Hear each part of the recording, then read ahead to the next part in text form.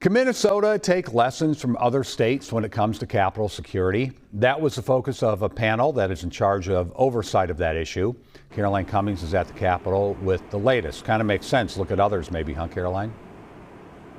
Yeah, that's what they're talking about here, Frank. And Capitol security has been under the spotlight in recent months since the shootings that killed Representative Melissa Hortman and her husband Mark and injured Senator John Hoffman and his wife Yvette earlier this summer in June. Then in July, a naked man broke into the Minnesota Senate chamber after hours. So now this committee is trying to strike a balance between safety and access.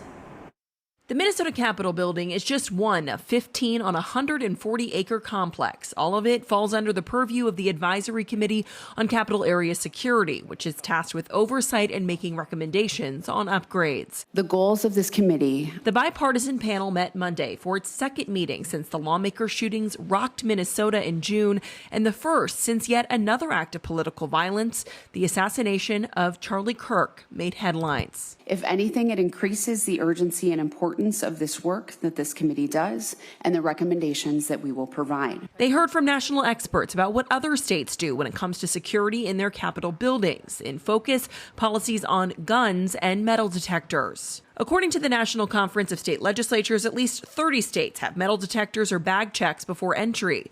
27 states prohibit the public from carrying firearms, but some have exceptions for certain people like law enforcement. There is a good deal of variation in how they approach it. In Minnesota, you can bring firearms to the Capitol if you have a permit to carry. There are no security screenings before entry, though the Judicial Center on campus does take this step. I thought it was, fairly overwhelming that 33 capitals across the country have some type of screenings or metal detectors. I personally believe that that's compelling. DFL Lieutenant Governor Peggy Flanagan, the committee chair, says the details could look different in Minnesota, which is why the committee work is important. But their job is to advise, not implement change. I don't think that we have the votes to bring metal detectors and screenings in.